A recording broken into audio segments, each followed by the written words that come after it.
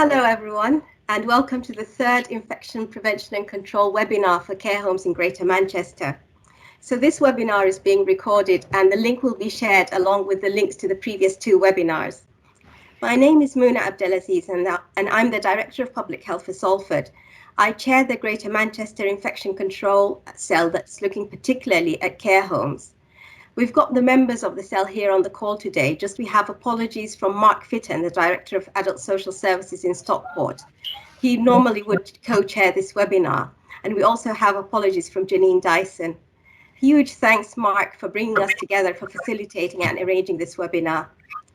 So the Directors of Public Health and Directors of Adult Social Care in Greater Manchester work closely with Public Health England and the Greater Manchester Health and Social Care Partnership, the Health Protection Confederation, to make sure that care homes and other adult social care settings are COVID secure.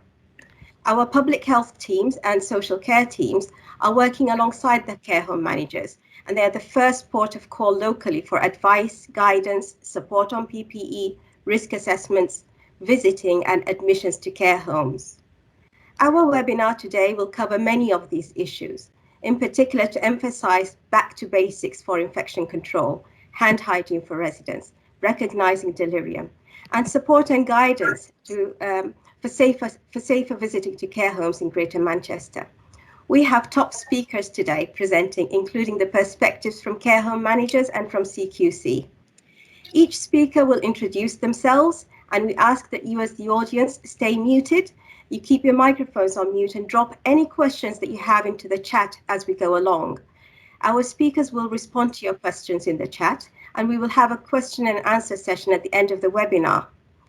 Then we will circulate the question and answer document along with the slides and the recording from the webinar. So today I'm really pleased to hand over now to our first speaker, who is Anna Anoble. Anna is a consultant in public health in Bolton. So Anna, please introduce yourself, your role and your topic today. Over to you.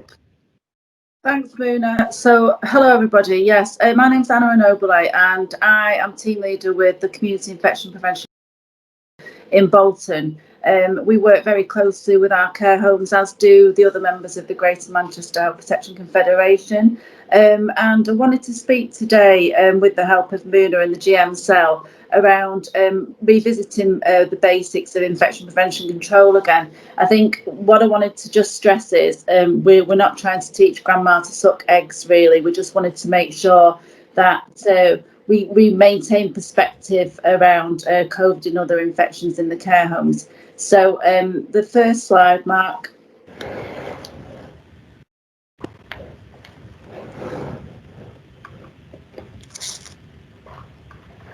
So as I said, the talk is around back to basics, but also around lessons learned and some of the things that we've seen around COVID-19 in some of our care homes. And obviously this is from a Bolton perspective, but I think very much with speaking to colleagues across Greater Manchester, there's the same picture emerging in other areas as well. So hopefully we kind of speak on behalf of all of you really as care home providers. Next slide. So we'll look at the chain of infection, and that is specific to COVID-19. Standard and additional IPC precautions are, again, kind of in relation to COVID-19, but we really want to stress as well, we can't take our eye off the ball in terms of other infections because, you know, we are still seeing those. They haven't disappeared, really. And I think with all the talk of the vaccine as well today, which is fantastically hopeful, you know, we'll be moving on again from COVID, fingers crossed, in the near future. And then we'll just have a look as well at some of the lessons learned by using 3 scenarios, and that's from some of the cases that we've seen where we've had positive COVID-19 in our care homes. Next slide. So first of all, you might all be used to the chain of infection, or you'll have heard of this. So we've looked at it specifically in terms of COVID-19. And when we move round, it's either a chain or a circle of infection. When we move round the circle, we'll kind of go through each of those. And the next slide will kind of look in a little bit more detail of what we mean in terms of breaking that chain or breaking that cycle. So initially, the infectious agent, we're talking about SARS-CoV-2 here, or CoV-2, the coronavirus, which was a novel virus, and obviously before 2020, none of us will have heard of this. You know, we saw probably January, February what was happening in Wuhan in China, and would never believe that we were in the position that we are now. But so other infectious agents, obviously bacteria, fungus and parasites, but we're talking about a viral agent here which needs a host to survive, so either a human or an animal cell. So that's the infectious agent. The reservoir, or the area which is able to maintain or hold on to that virus before it's able to transmit or it's able to get out there, is us. So it's people, it's equipment, it's the environment. So again, you know, very much this virus needs a host to survive, but it can survive on some items of equipment, it can survive in the environment. So particularly in plastics and on hard surfaces, potentially for up to around 72 hours, and you'll have heard this from the media and from teaching yourselves. In terms of site of exit, again, you know, these are just like the basics. We know these already, but respiratory droplets from the nose and the mouth, and also with elderly individuals, probably fecal oral route as well, but also from tears, so anything to do with your mouth really. But we have seen cases in the past few weeks where we've had diarrheal or vomiting symptoms, and those individuals have come back as COVID positive. So just to be aware of that really. In terms of the transmission of the virus, when we talk about transmission of any infectious organism, we're talking about direct or indirect contact. So direct contact, your person to person, or your touch, or your kissing, which isn't necessarily something that we might see, you know, I don't know, but we might do, or droplets or aerosolized particles from an infected person, and indirect contact. So, you know, if we cough, if we sneeze, or if we touch items or of equipment or furniture, and then we pick that up, or we touch that item ourselves and we scratch our mouth, nose, eyes, then potentially there's a site of entry as well there. I've also put in there the fecal oral contact, so just to make sure, you know, I'll talk about that slightly on the next slide, but just to make sure that we don't lose sight of that really, in terms of particularly for elderly people, the way that this can be transmitted as a virus. So site of entry, as I've mentioned, mouth, nose, eyes. You know, I think a lot of us on the chat at the moment will be touching our faces. I have a habit of squeezing my cheek like this and kind of biting. We don't know we're doing it, so we do need to keep our hands away as much as possible. And then the last part of the chain, or that cycle of infection, is the susceptible host. So when we're talking about susceptibility, we've got a novel virus here.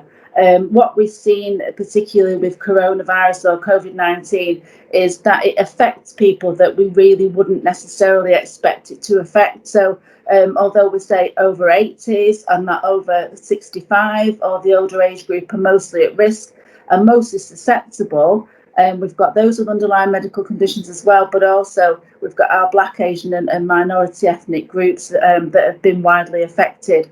So a very nasty virus, as all of us know, I'm sure. Next slide. So in terms of breaking that chain, again, this is very much back to basics. I apologise because, you know, I think you'll all know this already, but, you know, an infectious agent, if we don't have the host, we don't have the virus. The viruses need that host cell to be able to replicate. You've seen on the news, I'm sure, today about Margaret Keenan, the first lady to have been vaccinated against COVID-19 coronavirus. So, you know, as I say, fingers crossed, you know, we're able to get that rolled out very soon. But the virus is here to make sure that the reservoir, as I said, people. Now, in terms of staff within our care homes, you know, we need to make sure that we're maintaining that kind of stance around infection prevention control, and it's a consistent message really. So education is key. back to basics, as we keep saying here, but correct PPE, hands, face, space, as we've spoken about. I'm not going to go through all of these points. You can see that on the slide there. But in terms of people, you know, one of the main things that we've picked up on, and particularly for myself, and speaking personally and for my team as well, you know, the last few months, as has been for the care homes, has been absolutely exhausting. And I think we've all found it incredibly relaxing. Taking breaks, being able to take annual leave when we need to, and rewarding and recognising individuals is so important, really, to make sure that we've got the strength to be able to carry this through, really. So in terms of equipment and environment, we'll talk about effective cleaning or decontamination, and you'll all have seen the guidance as well around use of available chlorine or bleach-based solution. That's 1,000 parts per minute in terms of being able to clean effectively, or a virucidal product. So anything that conforms to EN 14476. So if you do have wipes in your home, just make sure that they conform to that, and that's to be able to inactivate those envelope viruses like the coronaviruses. In terms of site of exit, we've all heard of catch it, bin it, kill it. I think one thing that we've kind of reminded everybody through the last few months is not to cough or sneeze into our hands, is to make sure that we're doing that into the crooks of our elbow. It's easier to teach children that, but I think what we've found is adults, once we're in that habit of doing this, it's difficult to get out of it, really. So, we're quite proud, really, that people have kind of started doing this now instead. So toileting, again, I've already mentioned the fecal oral route, but in terms of site of exit, we've had an admission in Bolton this week. This is of a young girl, actually LD, who had diarrhea and has been found to be COVID positive. So just to keep that in mind. But in toilet areas, make sure that you've got a robust cleaning process there as well. So particularly as well around commodes or commode pans, if we're isolating individuals in the rooms, and making sure that we're covering those items when we're taking them to sluice areas or outside of that room. And again, I can't emphasise enough, we're going to talk about this shortly, but washing your hands and forearms appropriately is very, very important. Now, in terms of transmission, again, hand space, but social distancing, extremely important, and hand washing and sanitising for staff and for residents. And again, we're going to kind of touch on that shortly, and we'll talk about the WHO 5 moments of hand hygiene. But cleaning, again, we talk about point of contact with cleaning and high risk areas where we might touch quite often during the day. But one thing that I just wanted to raise was that there was quite a lot of research at the beginning of the COVID pandemic, where we saw that areas in particularly acute settings where the virus seemed to be moving on items of equipment, on flooring, so things like wheelchairs, on trolleys, on dinner trolleys even, which were moving between units, so, and also on footwear. So just to kind of raise that, I know in Bolton we've asked our care homes, it might be similar across GM, but we've asked care homes to make sure that the staff have got a separate pair of shoes within the home, so they're not wearing their outer shoes when they come into work. And it's things like that where we've kind of picked up on, really. But obviously, unless you're a child, unless you're prone to falls, you're not necessarily going to have that point of contact on the floor, but it is important to kind of raise, really, so I'll put that in there. And obviously equipment, laundry management, uniform management is very, very important as well as your management of healthcare waste. So site of entry, don't need to, like I say, I'm touching upon these only, but in terms of surgical face masks, FFP2, I'll mention that shortly, but we do need face masks as our own protection rather than face coverings, particularly when we're at work in the care homes. Eye protection and gloves, again, we'll talk about that shortly, but EN 455 and EN 374, what we would need your gloves to conform to, and those would be nitrile as well. There's a slide on that shortly. Hand hygiene, again, we'll talk about. Now, susceptible hosts, one of the things that we've noticed, Matt's going to be talking shortly around CQC requirements around infection control in our care homes as well. I'm not sure whether this is something that Matt will discuss, but one of the things that we do, we ask our care homes to make sure that they have is appropriate isolation facilities. And that Helen's going to be talking as well around delirium, one of the things that we know is very, very difficult in some areas, particularly EMI units, to isolate effectively. So we're asking, you know, and I'm sure you've all got this in place anyway, is to make sure that we have an appropriate procedure to be able to isolate anybody who might be infectious. And I'm sure you've already thought about this, you know, 100 times really. And then lastly on this slide, vaccination. So I've just been reading there that the over 65s, I think we've hit a target that we've not hit before, and that's over 75% now. But care home staff, it's really important to kind of encourage that, and I'm sure you have been doing with your staff, but there's still time obviously to have flu vaccinations, and please encourage that where possible, because we are trying to prevent potential co-infection with influenza. And as I've mentioned today, you know, we've had our first COVID vaccine in one of the hospitals this morning, which is really promising. Next slide.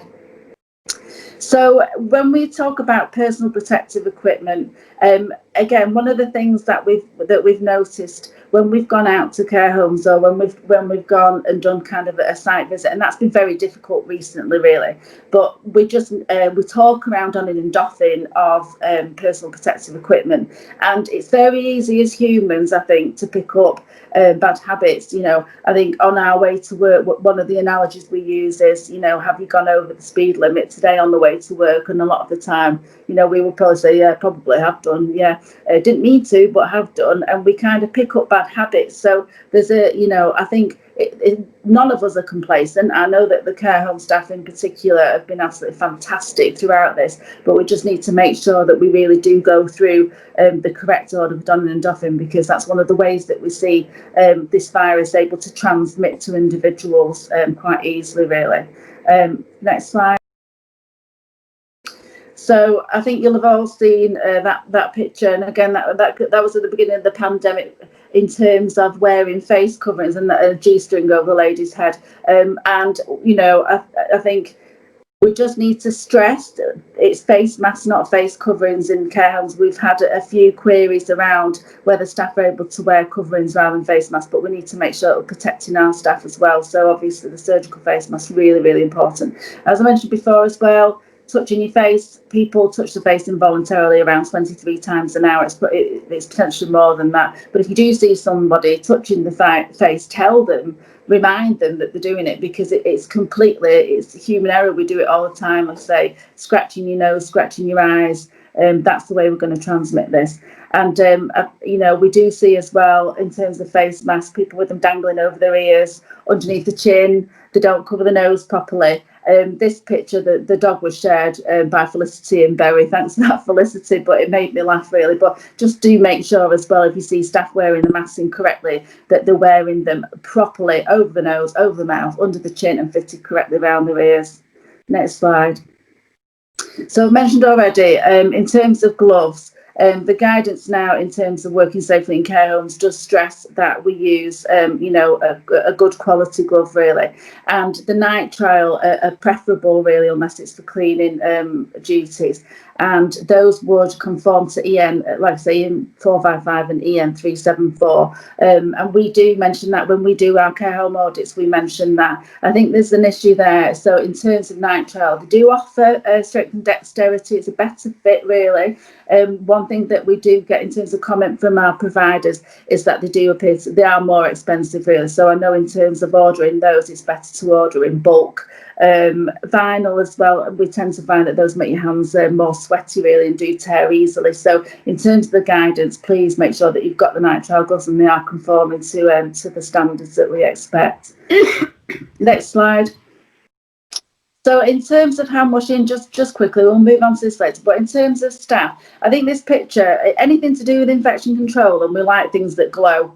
So this picture kind of demonstrates that really. Obviously, staff bare below the elbows, and that's something that we need to be checking. I'm sure as providers, your staff are brilliant with this, but just to make sure that we are doing those kind of regular audits and regular competency checks really. And I won't go through the slides, but you can see there in terms of length and time that we wash our hands for with soap and water, and how, you know, how easy it is to be able to remove what we would expect. You know, obviously that's a pictorial depiction using the glow gel.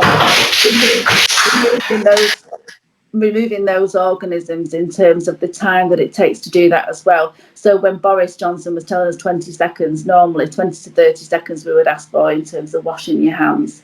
So moving on. So your 5 moments for hand hygiene, again, the World Health Organization talks very much about patients, really. So, we're looking at residents and service users in terms of our care homes, aren't we? But before touching a service user, before clean or aseptic procedure, after body fluid exposure, after touching service user, and after touching the surroundings of that person. And just to make sure as well, when we are doing an assessment with staff, that they understand when they need to be washing their hands appropriately or sanitising. So next slide. Now, this is something that we developed in bulk, but we have shared wider. And, you might have different posters, or you might have different kind of, guidance that you want to put on there. But it's purely a competency assessment, or it's an assessment with your staff to make sure that they're aware of the right kind of processes around infection control. So we have put on there donning and doffing of your PPE, we put on there your hand hygiene and catch it, bin it, kill it. Very, very simple, but as I said, we do pick up bad habits. So the most important thing is just to make sure that the staff, we know everybody's tired, we know everybody's really, been absolutely wiped out with this, but we cannot reiterate it strongly enough that staff need to be assessed regularly, really. Doesn't need to be a manager, doesn't need to be a senior carer. It can be buddying up, so staff can buddy up together and just do that assessment and observation. Maybe it's once a week or more regularly. Next slide. So I wanted to share some scenarios and in terms of lessons learned that we've seen. Let's say this is Bolton specific, but I'm sure very similar to other kind of scenarios that we'll have seen across Greater Manchester, and I'm sure nationally as well. So the first scenario was looking at, and obviously in terms of testing, I'll discuss testing, as we go along, really. But I think what we've done is, in terms of testing and the asymptomatic Pillar 2 rollout for testing with the pandemic, what we've done is we've slightly taken our eye off the ball in terms of infection prevention control, and testing's been put out there as a bit of a golden nugget, really. But we understand, a test really is a diagnosis of an infection which has already occurred. So when we see, the staff who are tested, who are asymptomatic and come back with positive results, what we're trying to obviously prevent is that there's a non-transmission there, really. So in this first case, we saw a night staff whose husband had tested positive at home. She was self-isolating, and she'd actually subsequently tested positive. She was asymptomatic, but was tested as a care home registered member of staff.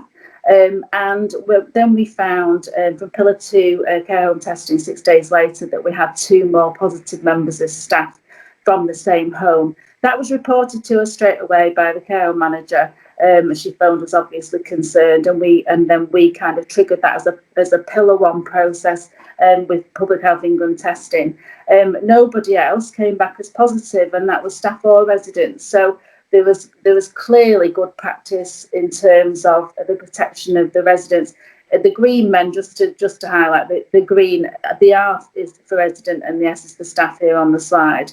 And what we, in terms of lessons learned and a debrief with the care home, the staff weren't taking breaks together, but what we found was they were sitting in an alcove, which was off a main corridor together on nights. They were making each other hot drinks, which is, of course we would do that. But they made each other drinks. They were sat having the drinks and also completing notes as well in this small alcove, but quite clearly the seating there was less than a metre apart, really. So we think there's potentially transmission at that point. So what we've said is lessons learned: try not to take drinks unless you're able to socially distance, and careful hand hygiene. Prep drinks if possible, but we're humans, we want to make each other a drink, and that's fine. So just make sure you're washing your hands properly as well. So Anna, sorry to interrupt. It's just if we could be wrapping up shortly for the next slots, please. Thank you. Yeah. So next one, scenario 2. You can just see there as well. What we're trying to point out is, there's a potential gap here. So it was actually a resident admitted to a care home, and they'd been tested 48 hours pre-admission. were absolutely fine, isolated on admission, but then 8 days later became symptomatic. And at that point, we tested 2 members of staff positive as well, and a team leader. So there'd been a gap there potentially in terms of, you know, whether it was a complacency, we don't know. But one thing that was kind of picked up by the care home was when they were doing the night checks to that for all the residents, when they were opening the door and on the corridor, because they were likely to be more than 2 metres away from other staff and the residents, they weren't wearing the face mask, the night staff, and potentially opening the door, there was an effect in terms of a droplet or a respiratory effect where they were able to be infected at that point. So that was one of the lessons learned, really. But also in terms of movement between units, the staff would actually work a couple of nights on the one unit and then worked on another unit upstairs, and we saw other residents, or just 2 more residents who were affected during that outbreak. Next slide. Now here it's fairly chaotic, really, and I don't need to explain to anybody what's happened here.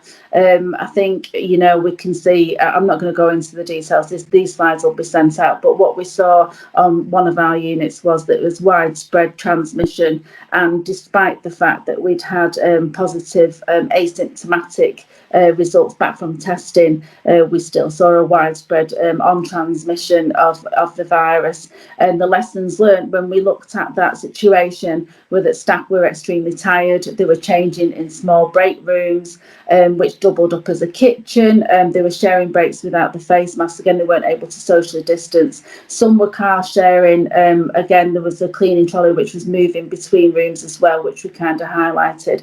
So look at your cleaning processes. Next slide.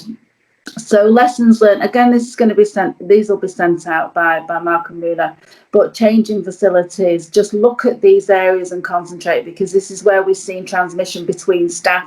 Very, very important to make sure that, you know, we're not getting that transmission really in cars, in office spaces, when socialising. We know that, you know, we're in tier 3 at the moment, but socialising outside of work as well, and in break areas in particular. So last slide. And one thing I just wanted to raise again is that testing is not the golden nugget. We're going to talk about that, I think, now at the webinar. But as I've already mentioned, a positive test is diagnosis for an infection already occurred. And all infections, including COVID-19, can be prevented by understanding and practicing effective infection control with consistency. And that's why we stress this, and we can't stress it enough, really. So I think Karen is going to join us in terms of the hand hygiene. Not sure if you're there, Karen. I am. Hello. So Karen, I think one thing that was raised on the care home cell was we kind of do tend to concentrate on auditing. Is it all right if I just go into the figures? I think we're running out of time, so I'll be as quick. Yeah. Thank you, Karen. Introduce yourself, Karen, and then, yes, please talk about your slot. I'm a registered manager in Bury. I manage a 87-bedded home. 70% of our residents have a diagnosis of dementia, and generally quite mobile and agile. As Anna's very eloquently put, there's lots and lots of concentration around staff hand hygiene, professionals hand hygiene. Really, we've done huge amounts of work in getting the frequency of hand washing, the understanding of hand washing in place. We did a little bit of work because we thought we were doing such a good job. We then recognised that there was a little bit of a gap. We'd done huge amounts of work for everybody else, and the people that we'd missed out, we felt, were the residents. So we were doing hand hygiene as part of personal hygiene process, so we understood who could and who couldn't, and we were filling in the gaps. What we recognised was that there was a massive gap in the frequency and the understanding in who can wash their hands independently and who's not. So we did all of the work that everybody's done, and everybody's worked extremely hard, but we felt that there was a little bit of a gap that we could recognise and then facilitate change if required. So if we haven't looked at resident hand washing, maybe it's worth investing some time and effort into looking at the individuals we care for. What's their capacity in understanding hand washing? What's their availability in the environment to be able to access sinks? Can they access the sink in their own bedroom? Are we encouraging people to be able to do that? If we've got people that are using wheelchairs or not ambulant or have to use a Zimmer, can they access the sink independently? If they can't, what are we doing about facilitating change so that they can, if they have capacity, independently do that? We recognised that there was a gap in increasing the frequency of hand washing for resident groups. We've done massive amounts of work for everybody else, but the actual people that we care for, the people that are touching all the high spot areas, maybe some of us, we definitely did. We'd missed a trick. We were doing hand washing, but not to the intensity we were encouraging with everybody else. And actually, these people are living in our environment 24 hours a day, and we felt that it was something that we needed to take seriously. So I would suggest we look at things like access to sinks, more frequent hand washing before and after meals. There is some research that's available that suggested in hospitals, when nurses were asked, did they encourage residents to patients to wash their hands after using the toilet, 85% of the hospital said yeah, we encourage people to. Only 25% of those hospital staff encourage people to do before meals, and apparently that is the most crucial time because you can reduce the infection rates of things like norovirus and potentially respiratory tract infections. So again, how are we allowing residents to access sinks, hand washing facilities? What other products can we use if they can't access a sink? So just think about that in general terms and look at individuals and what are they able to do, what they're not able to do, and it's our responsibility to fill that gap for that individual. So we did a bit of work around that. As a consequence of that, we recognise that not all residents have capacity to understand, and not all residents have the ability or the facilities or the environment to access independently. So we've done a little bit of work around that. As a treat, we decided that we might, you know those really posh towels that you get when you're on an aeroplane, when you're on a long haul flight, and the stewardess comes with this lovely heated lemon scented towel. We thought we would reinvent that for our resident group. So we just to encourage hand washing generally. So we had some flannels that we sprinkle with lemon scented water, and then we keep them warm in the bain-marie. So after a meal, residents can access a lovely warm towel, which has absolutely gone down a treat. I have to say, they think they're living in Buckingham Palace. It's really gone down well because it's a lovely warm treat after your meal. So that's encouraging people to wash their hands. For the resident, that's not always appropriate. In our pilot, it wasn't always appropriate. So what we did use was the wet wipes. So we took them out of the plastic packaging and we put them in a tray in the bain-marie, and we use them for pre and post hand washing, again to encourage residents, particularly people living with dementia. It's non-intrusive, it's warm, it smells nice, it's an encouraging process to get residents to do hand washing. As Anna said, encouraging, don't take your eye off the ball with staff teams and make it fun. We've done things like glitter tests. We've had gel glitter, and we've put it in high spot areas as a test to staff teams to see whether, first of all, the cleaners are the domestic and housekeeping team are cleaning appropriately, and also that the staff team are hand washing appropriately. Because if people are coming towards you and their masks have got glitter on them and their faces have got glitter on them, then there's a potential that people's hand washing skills need revisiting. So we've made it not as a punitive measure, but as a fun initiative to point out if that little tiny bit of glitter is a virus, then you've got a potential for infection. So I would just say, look at your environment, look at your resident group, look at their abilities, and see where you can fill in those gaps. And that's what we're here to do.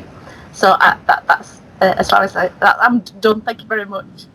Thank you very much, Karen, and you've given us plenty of really good examples that we can share sort of with others. So if people in the audience, you yourselves have got good examples that you wanted to share or resources that you wanted to share across Greater Manchester, please drop us a line in the chat, or if you have questions as well, we're happy to take them.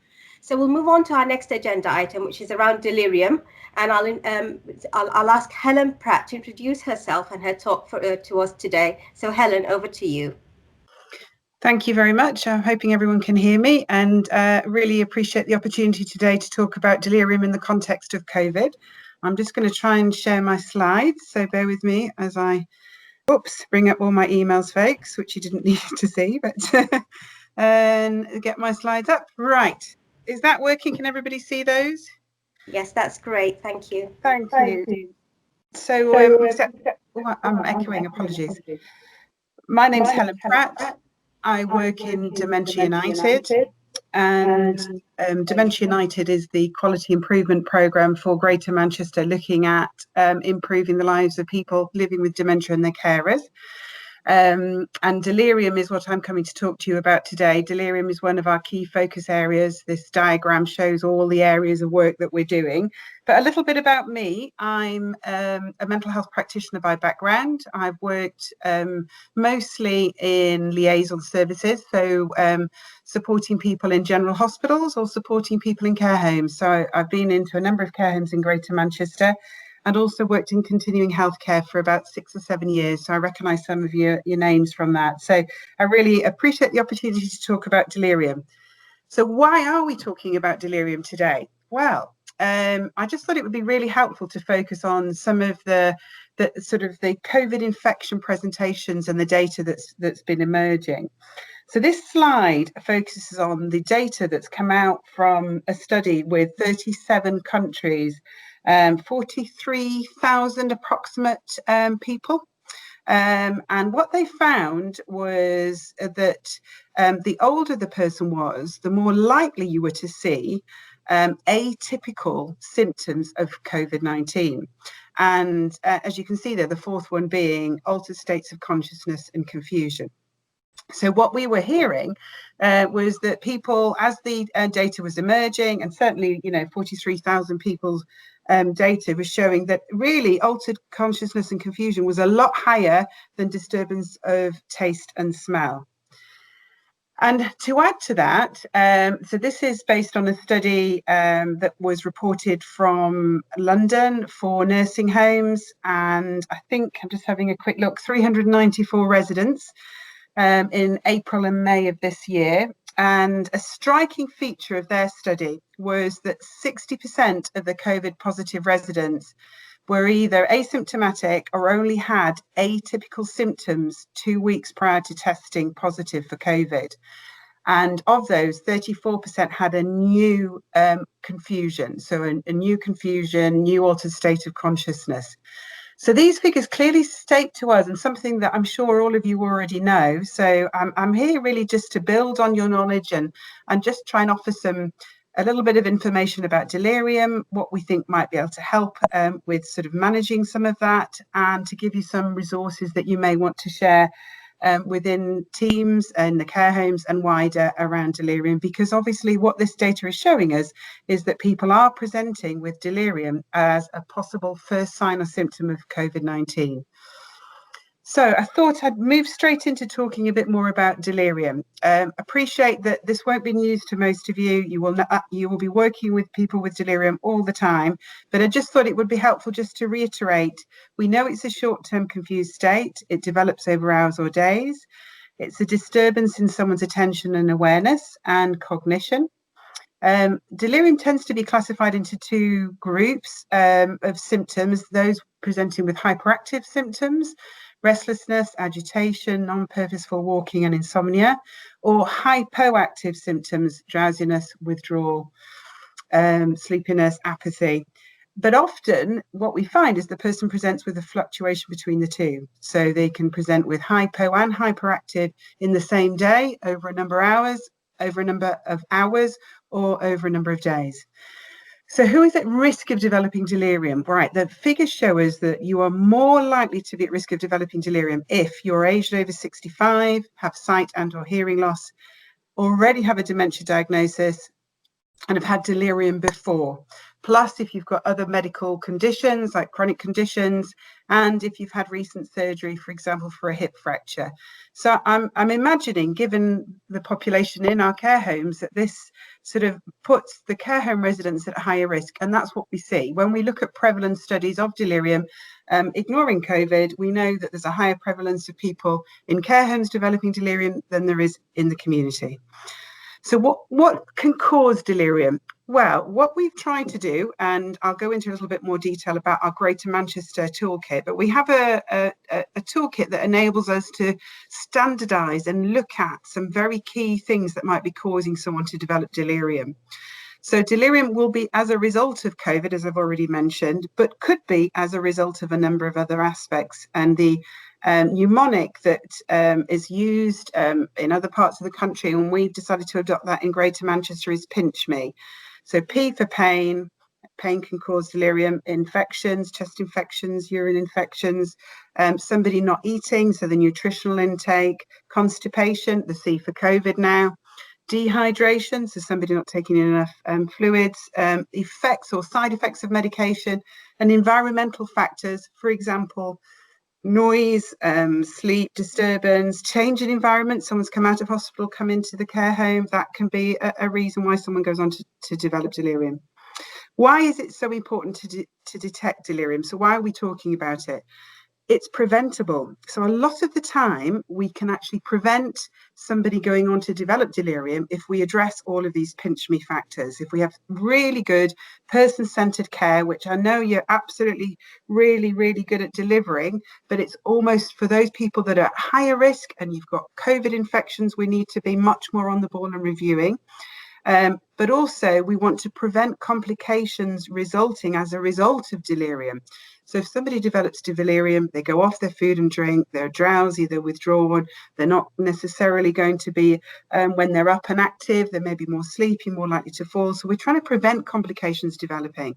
And the reason we do that is we know that if you manage delirium well, you reduce the chance of somebody going into hospital. We also know that you can reduce mortality and reduce the distress for that person and limit the impact on any dementia. So early detection. Now, I know some of you will already know the single question to identify delirium. It's called the SQUID for short. And really a very simple sort of, which I'm hoping that you're already incorporating in your handovers, as you know your residents very well. Where residents have been with you for a number of years because it's their home. What you're looking for is, has that resident present as more confused lately in the last few days and or more drowsy or withdrawn? And the more drowsy or withdrawn is because we're trying to capture anybody that's presenting with those early signs and symptoms of a hypoactive delirium, so a sleepy and withdrawn delirium.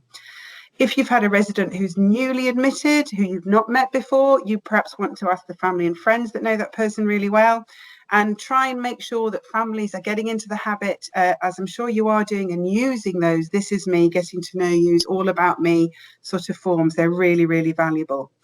The other way to detect delirium is to use a 480 screening tool. Put a little quick picture of it there, and I attach a link to it in my slide 10. At the end. And all the 480 does is it looks at alertness, so you know how alert somebody is, how and also the abbreviated mental test, so age, date of birth, place, attention, month of the year backwards, days of the week backwards, repeating 5 numbers backwards, and any acute change. So have they been different from their baseline? Very simple to do, really easy to do. You do not need training to use it at all. However, I do provide you with a link in the slide 10 with a video of how to do it, just in case you want to know. But we want you to be identifying delirium early, and when you do, always act. Seek advice from your doctors that support the care homes, from your community teams that support the care homes, because you really need to be identifying the triggers and cause for someone's delirium. So coming back to COVID-19, and I guess that's why I'm here presenting today, I appreciate that it can be very difficult to obtain a COVID swab. Delirium may be the only sign that that person has COVID-19, and we now know, and so the government guidance is that delirium is a sign and symptom that we should be swabbing for COVID. So you might see somebody presenting with delirium symptoms, the hyperactive, pacing, not very focused, unable to distract them, wool picking behavior. I don't know if you've seen people picking at wool, or you might be seeing somebody with a hypoactive, so withdrawn or drowsy, and that might be your only indication that it may well be COVID. We also know that the behavioural changes will make getting that swab quite difficult. So I've attached a top tips sheet here. I don't intend to go through that, but also I know it's going to be sent out, the poster that comes with this, with my slides. So hopefully that will help. And I'm really pleased because obviously this is the first session I've joined, but Karen, in previous webinar, Karen Davis has done a brilliant job of mentioning the brown sauce test as well for people who may present with loss of sense of smell and taste, but also, and I know it's been talked about before, the importance of trying to use your environment when you've got somebody with a diagnosed dementia, when you're trying to minimize that infection risk. And I think just to be mindful that you may be seeing delirium and all of these signs and symptoms long before you see those respiratory symptoms. Going back to that study right at the beginning, where I said that 60% of those residents did not present with any of those typical symptoms 2 to 3 weeks before they were positive tested, but they had other delirium symptoms. So it's worth remembering that. So how can you support the person with delirium?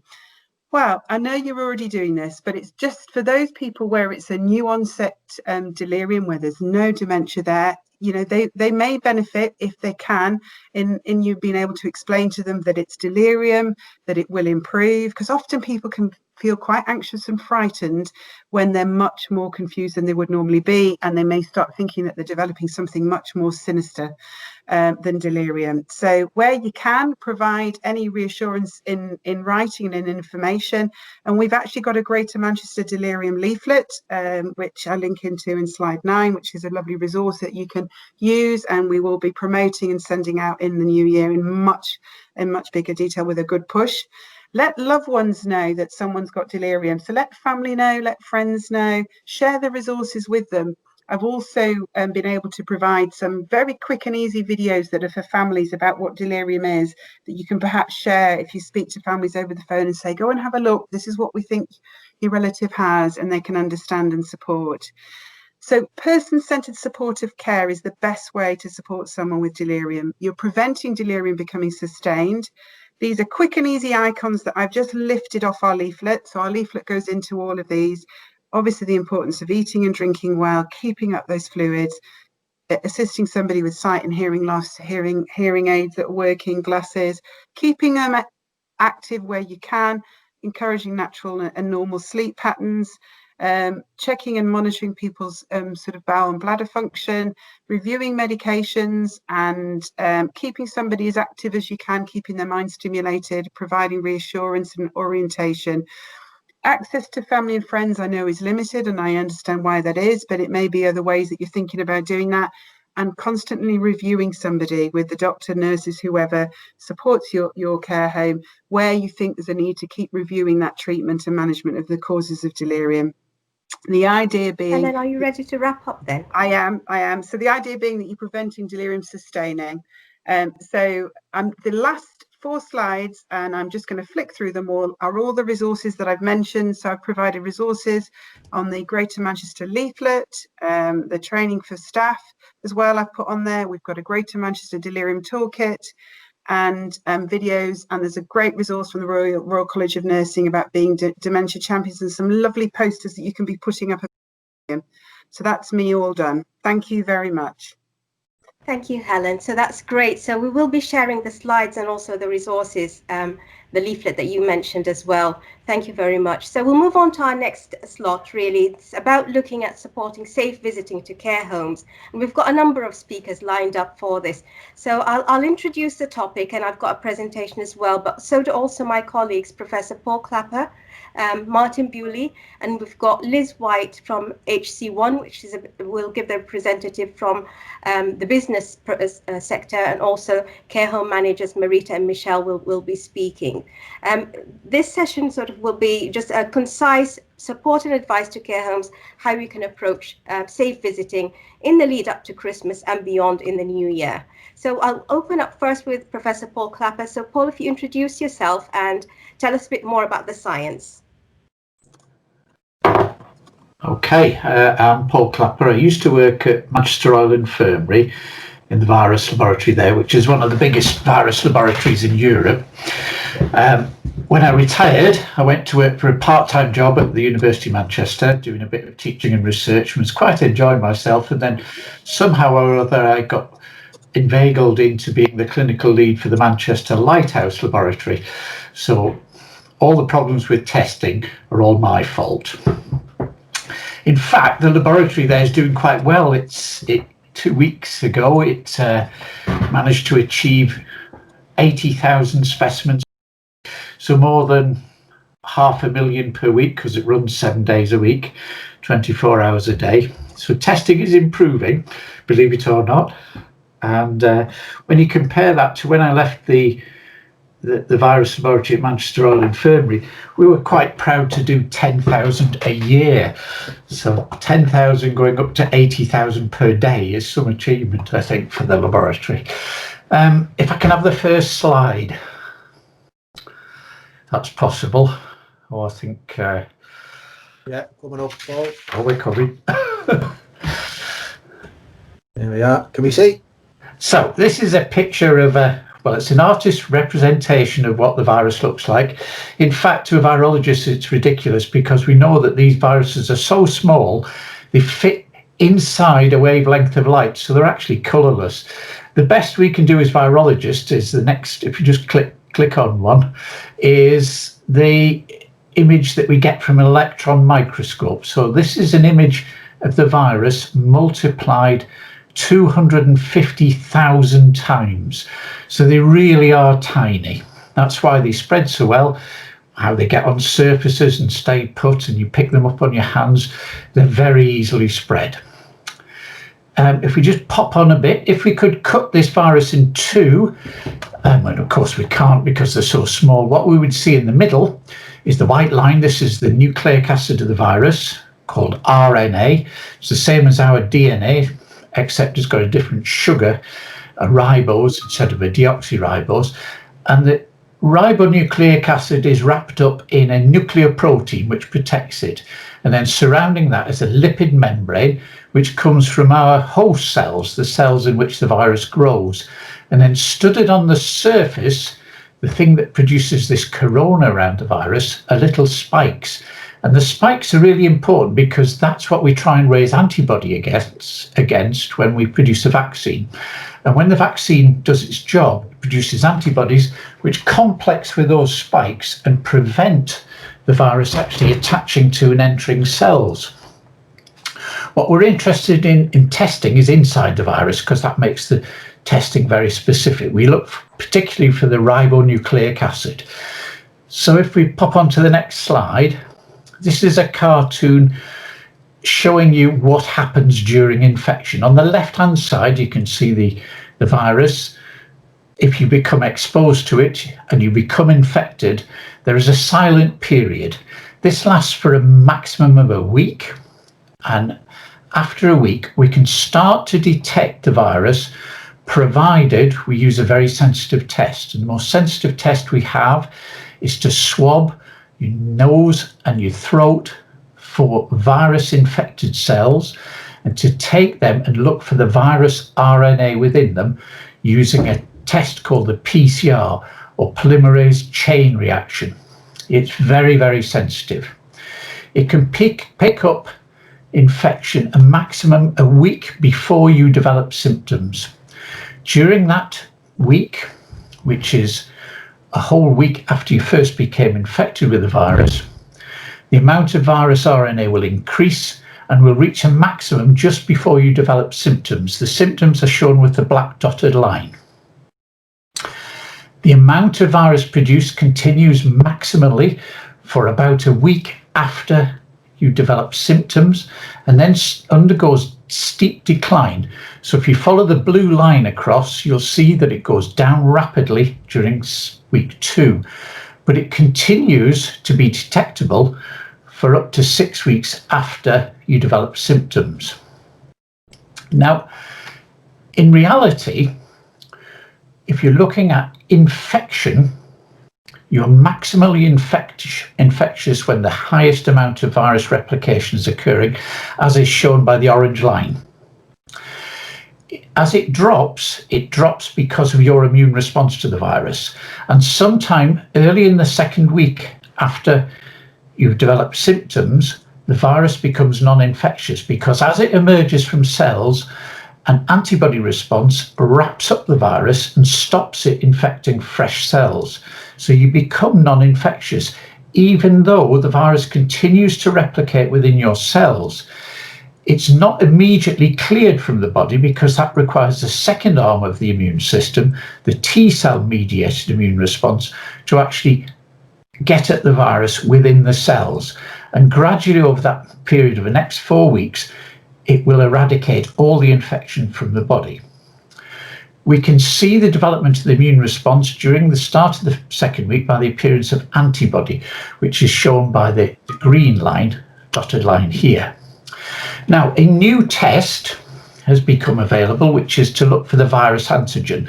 This is a protein which is wrapped around the nucleic acid of the virus, and it is a test which is not as sensitive as the PCR test. However, it does have a distinct advantage. It becomes maximally sensitive, and it's almost as sensitive as a PCR during the period when you are maximally infected with the virus, when you are most likely to transmit infection. And as time goes on, at the end of the first week after you develop symptoms, the antigen test rapidly declines in positivity and becomes negative. And the reason it becomes negative is that the virus antigen is now being wrapped up by that developing immune response. So the antigen test is actually a really good test of infectivity. It is not very good at picking up early infections. So if you're trying to identify someone early in infection, you're best to use the PCR test before they become infectious. Once they are infectious, the antigen test will pick it up very, very quickly. Now, in terms of actually allowing people to come and visit the home, the important thing to remember is that to the left of the dotted line, this 14 days is the maximum period of incubation of the infection. In reality, it's usually much shorter than this, as little as 5 days. So actually that first week is compressed into 2 days. The second week, week -1, is compressed into 3 days. That means that you've got to quickly get someone coming into the home carrying the infection. So what is going to be proposed is that we test 3 days before someone arrives at the home, and we test them at the point of entry using the antigen test, because the antigen test is going to pick up those who are highly infectious. If you translate this into the curves, if you imagine on the diagram I've shown here, if you were in week -2 and you were infected, but you tested just before detectable RNA becomes available, then you may test negative. However, 2 to 3 days later, you will be much further up that curve of RNA and starting to become infectious. At that point, you will also become positive in the antigen test. And therefore, by a combination of PCR testing and antigen testing, we can provide some security for people coming into the home. But you need to bear in mind that no laboratory test or antigen test is 100% reliable. It will still result in a few cases coming through into the home who are actually infectious. And therefore it's important to maintain for these visitors, although we can exclude most of the highly infectious cases, we will not be able to exclude all of them. And therefore, when they visit the home, it's important to maintain infection control processes that will prevent transmission should they come into the home when they are infectious. It is the best that can be done within the testing regime, and it's the best possible outcome in the sense that it allows the residents to have real visits. So I'm happy to take any questions at the end, but hope I've been fairly clear with what about the realities of testing. Thank you, Paul. That's been really helpful, and particularly about a window of time where the test will be positive and able to pick up. So next we've got Martin Bewley. Martin, if you could introduce yourself and your talk. Thank you. Muna, can Yes, we can see that. you see? Okay, so my name's Martin Bewley, and I'm a public health registrar based in the Greater Manchester Health Protection Team, which is part of Public Health England. And that's with all the members of the Health Protection Team. I've been involved in supporting the COVID response from the beginning. And so I'm going to talk very briefly today. I've only got a couple of slides, but I'm going to expand on some of the points that Professor Clapper has just made, and really talk about how using multiple tests improves accuracy and is really worthwhile despite the extra logistical challenges that this may entail. So you can see on this slide three options for testing visitors. Firstly, on the left, a single test, which was the original national proposal, which would be taken on the day, with a negative test result being required for entry into the home. And on the right are two options for what we're calling in Greater Manchester parallel testing. And parallel testing is when two tests are completed and a positive result in either would prevent the visit. And you can see that one option uses two rapid antigen tests, and the other option on the far right uses a PCR test followed by a rapid antigen test. And for parallel testing to be effective, these two tests, whichever they are, must be within 3 days of each other, with the second test being on the day of the visit. And it's this schedule, which Professor Clapper has just explained, it's this schedule that maximizes the chances of being able to detect positive cases. And so when we look at the accuracy of these strategies, there are two major things that we can look at. Firstly, we can look at how good the tests are at correctly identifying non-cases.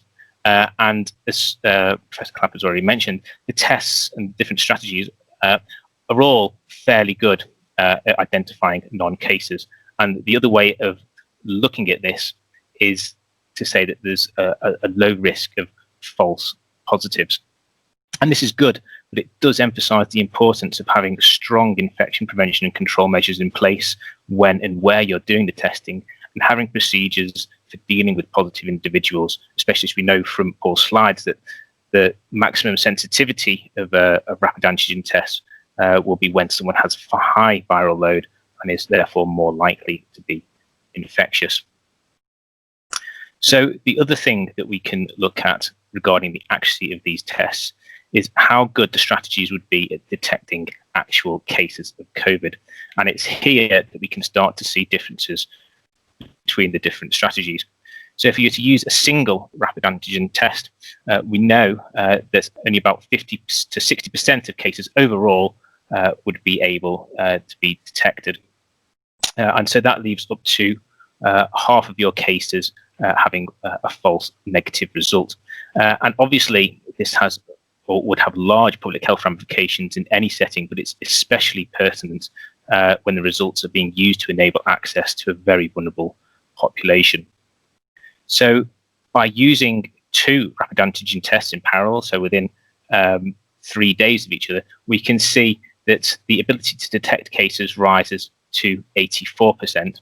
And if we were to use a PCR test as that first test within 3 days of the visit, and then rapid antigen test on the day of the visit, the detection rate goes up to 88%. And that's because, as Paul's already said, the PCR is able to detect lower levels of the SARS-CoV-2 virus than a rapid antigen test. So those numbers give you an impression of how accurate the different strategies could be. But what does this mean actually in the real world? Because in the real world, the number of cases that you would see will depend not only on the detection rates in the tests, but also how likely it is that cases will be visiting the care homes. And this depends upon the prevalence of COVID in the community. And so using COVID prevalences that are associated with tier 3 and assuming that a care home would be using its maximum allocation of visitors, which is 2 per resident twice a week, then we can see for a 50 resident home, the amount of time for a false negative test would occur would be 2 weeks, and this would drop to 1 week if the home had 100 residents, and likewise it scales up accordingly. So across the Greater Manchester area with many thousands of residents, there would be many cases of false negatives occurring per week. If you were to use a parallel testing strategy with 2 rapid antigen tests, you can see that we can reduce the frequency of false negative results in a care home of 50 residents to once approximately every 5 weeks, and in 100 residents it's every 2.5 weeks. And if we used a parallel strategy with a PCR first, the rate of false negatives goes down to once approximately every 7 weeks, and for a 100-bed home, once every 3.5 weeks. And so overall, we can see that utilizing parallel tests dramatically reduces the risks of false negatives. So hopefully it demonstrates that the benefit of parallel testing rather than a single test, even though there might be some logistical difficulties. The second thing that I just want to mention briefly is that a critical part of parallel testing is the tests being within 3 days. So I just wanted to clarify what is meant by this, because although it sounds simple, often it can become more complicated. So what we mean by within 3 days is that if, for example, someone wanted to visit on Thursday, the visit day would be essentially day 0, and we would count back 3 days from there. So the table underneath hopefully clearly demonstrates if someone would like to visit on any particular day of the week, the earliest particular day that they should get their first test. So hopefully that will clarify what is meant by within 3 days. And so I will stop there. Thank you very much. Thank you very much, Martin. And we will be circulating these slides, so you'll be getting them, and also the questions that are being asked in the chat. So what I'll do now is I'll share the offer of support and advice from the Directors of Public Health and Directors of Adult Social Care in your local area, so your local teams, and just to explain what this will mean in practice for you. I hope you can see this slide at the moment. I just need someone to confirm. Okay, that's helpful. Thank you. I can see it. Thank you very much. Right, so I'll carry on. So the infection control and care home cell have done a lot of work to bring together the evidence, the science that you've just heard, and also what it will mean for practice to make sure that the arrangements are robust and secure for safe care home visiting. The national rapid antigen test rollout, larger care homes will already have received their kits, and many will receive them this week, but all homes are expected to receive their antigen testing kits by the 18th of December.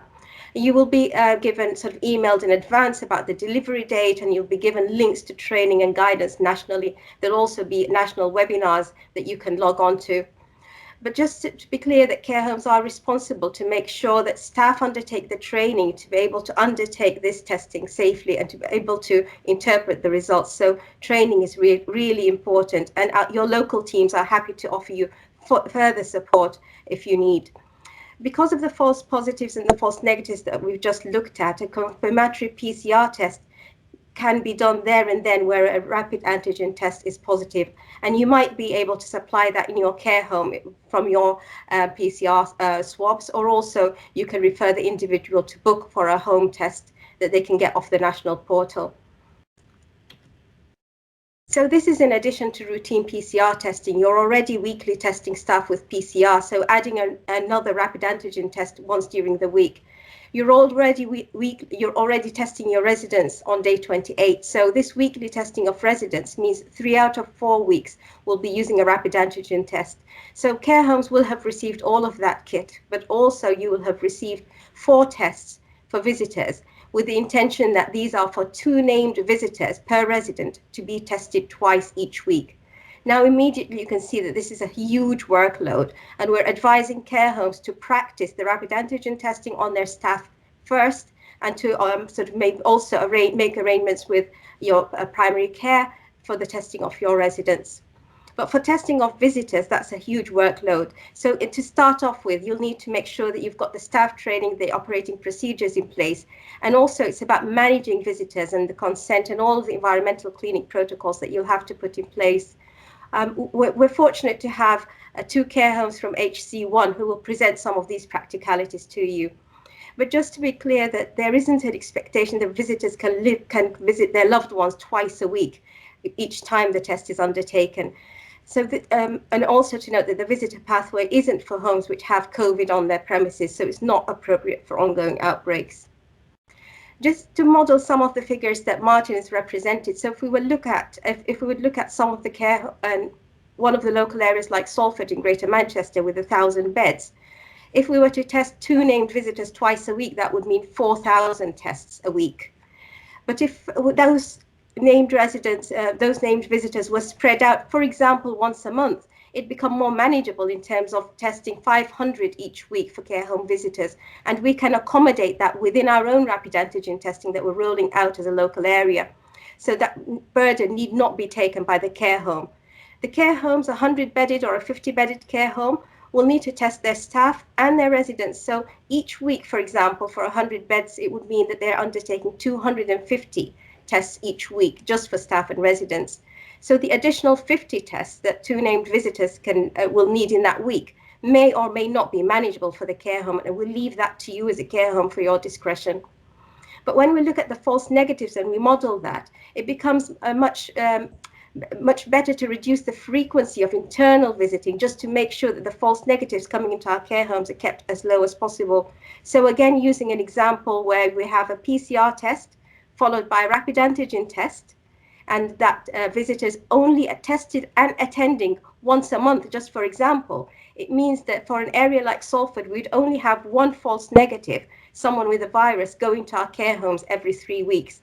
But for an individual care home, for example, with 50 beds, it would mean that that 1 false negative wouldn't occur for maybe a year. So you can see that we have to measure out. We have to extend the the length of time and to reduce the volume of internal visiting. So how can we do that?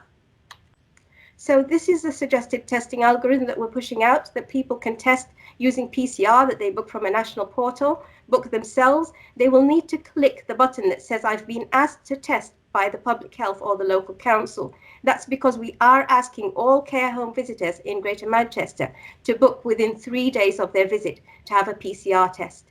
And then they can have the rapid antigen test, and whether that's undertaken by the care home or by a local testing facility. Some visitors live very far from the care home, for example. So that rapid antigen test has to be taken on the day. And then if it's positive or the PCR is positive, then the visit isn't allowed. So this testing procedure in the care home, I'll share the slides. You'll already get this with the email that comes to you with the kit. But just to remember that PPE requirements for staff and for visitors when they are attending for visiting. Also to remember that the test has to be read within 30 minutes. And that 30-minute timing is critical. So training is critical because we have to make sure that the testing is reliable and is undertaken by individuals who can read that test. And then, of course, the result has to be logged onto the national app, and that will kick in the test and trace if the result is positive. So these are the PPE requirements, and you'll have this in with the slides. Just a reminder that this is a risk minimization program. We want to reduce the risk of a virus being introduced into a care home. So we want to reduce the numbers of false negatives that may go into our care homes, and that's why we are recommending the PCR test within 3 days before the rapid antigen test. Only offer visiting when you're comfortable with training procedures and staffing, but this doesn't mean no visiting, because we have the public health guidance already around the different types of visits. You know, window visits can take place. Pod visits can be enabled with testing, and you might even be using that pod where the visitor space to undertake this rapid antigen testing, or rapid antigen testing could take place outside in the car. So pod visits are also, you're able to arrange them safely with where the visitor is kept distant from the resident and from the staff. So pod visits are also much more safer than an internal visit. The indoor visits should only be taken place if the care home is free of COVID. You've undertaken the testing and full infection control precautions are in place. So no hugging, no kissing. It's just that social distancing still has to be maintained. And visits to the home from health and care professionals that are essential can carry on even during an outbreak. Exceptional end-of-life circumstances also, those visits internally can continue to take place even during an outbreak. So I'll pause here and actually I'll hand over now to Liz White from HC1, who've been a business who've taken part in the national pilot for these rapid antigen tests. So I hope Liz and your colleagues will be able to tell us a little bit more about the practical arrangements. Over to you, Liz. Hi, thanks, Moona, and thank you for inviting me today. HC1 has a total of 258 homes in England. We've also got 55 in Scotland and 14 in Wales. And I've taken the lead for COVID for the organisation since March and spent a lot of time working on testing, anything that we can do to keep our care homes safe. And the focus at the moment really is not only on keeping our care homes safe, but also working at reuniting family members, particularly at this time of year, to trying to do this safely, as well as working across 3 different countries and different guidance, and working with the testing and tracing team at the government to try and find a solution to allow people to reunite in the safest possible way, and have been very involved in the testing of the PCR testing. We were very involved in rolling that out across the care home group. And I have to say, you know, to all of the care homes on this call, the way that the care sector has adapted to the testing and the conducting of the testing to prevent the spread of COVID, it has been excellent. And the feedback from the test and trace team has been that the accuracy of the testing that's been done by the care home sector is excellent, you know, the void tests, etc. So the ability to test in care homes, I think, has been absolutely proved through the PCR testing that's happening. As we roll this out, and the aim always has to be safety, and we have Michelle and Marita on the call who will be able to talk about how they roll this out. We've always wanted to be part of the pilots because as operators, I think it's important to be able to give an operational slant into how policies can be put into practice safely. And I was very keen that some of our homes joined the first pilot, which, as many of you on the call will know, was run in the areas of low prevalence because of the risks associated. But we were able to have 3 homes. We also have a home in Wales, who is also taking part in the Welsh testing around the lateral flow devices allowing visiting.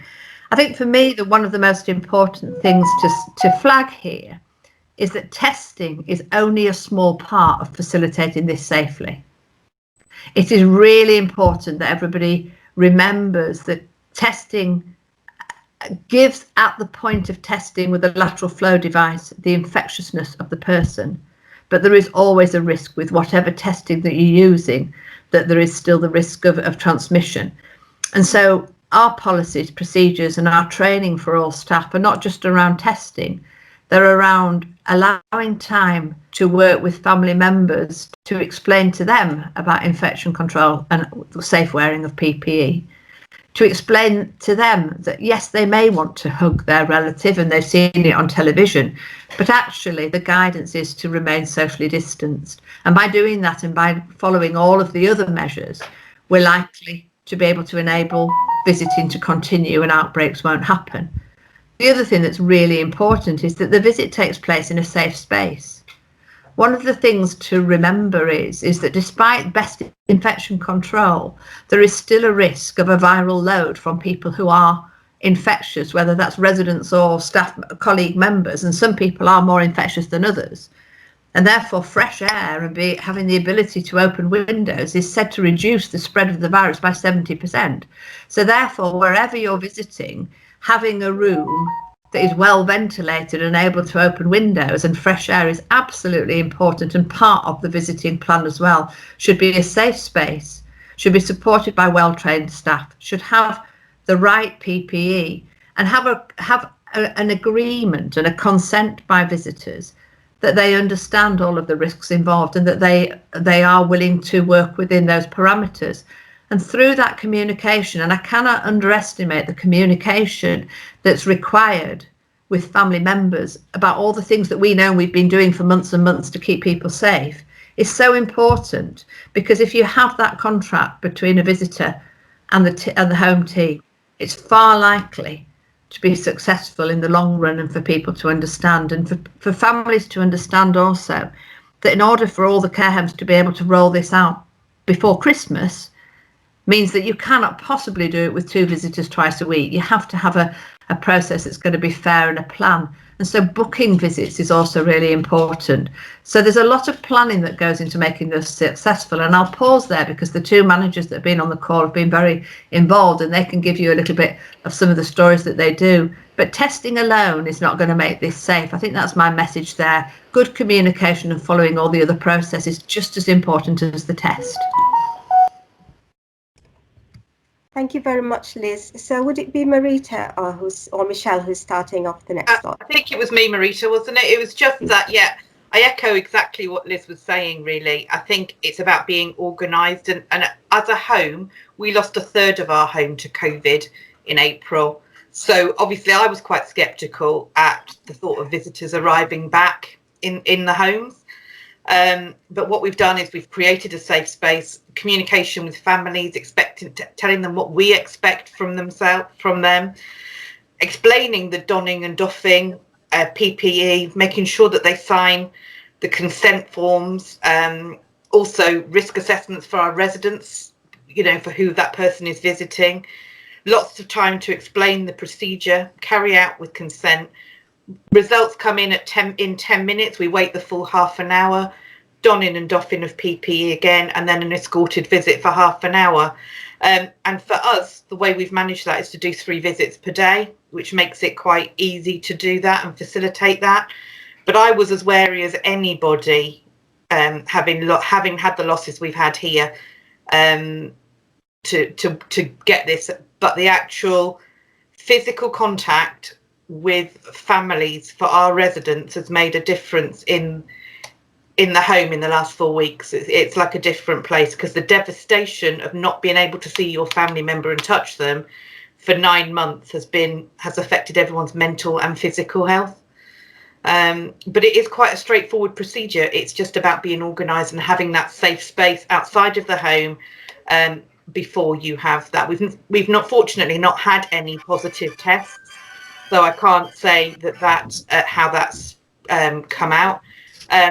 But for us, it's worked really, really well, and we're really delighted to keep rolling it out. And then Marita was going to talk up just about the safe space, weren't you, Marita?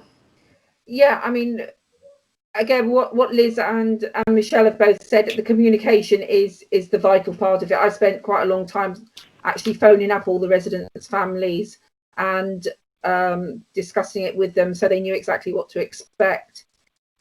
When they come into the home now for the lateral flow test, they come into a secure room with a Perspex shield, so they're not actually entering the home to have the test done. It's an area that we can clean down afterwards in between visits and make sure it's absolutely as safe as possible. Again, you can't eliminate all risk, but you can minimise as much as possible. Once they've had the test done, which, like I say, is in the secure room, they wait for the half an hour. The results normally come through, but obviously you wait the half an hour to make sure that the results are accurate. And they're then allowed into the home in full PPE. So they've got gloves, masks, aprons. And then we take them into a separate room, which has been put aside for visiting. And they're encouraged to just hold their family's hands. It's very tough to say that you can't hug your family member when you haven't actually had physical contact for 8-9 months. And obviously people want to get close to them, but we are just saying hand holding and, you know, the social distancing and everything is still enforced. So, but like Michelle said, it's a very simple process. The actual lateral flow device is simple to use. And the results come through fairly quickly. I think that's about all I've got. Thank you very much, Marita. Thank you, Liz and Michelle as well. So what we'll do is we'll pick up this conversation at the end of the webinar. I think we're overrunning slightly, but we still have time for questions at the end. And so for the audience, if you could drop your questions into the chat, I see there are a few questions there already, but if you could drop in all your questions there, we'll pick them up at the Q&A at the end of the session. So we'll close this session for now, and we'll move on to the next topic, and it's Kathy McGurk. Kathy, you're going to talk to us about health and well-being. So over to you. Introduce yourself and the topic, please. Hi, thank you very much for having me on. My name's Kathy. I'm the operational manager of the staff wellbeing side of the Greater Manchester Resilience Hub. So I do have a few slides that I wanted to run through. I didn't know if we'd be able to do a quick show of hands using the hand function on Teams. For anyone who knows anything about the Resilience Hub? Okay, so there's a few on here. Fab.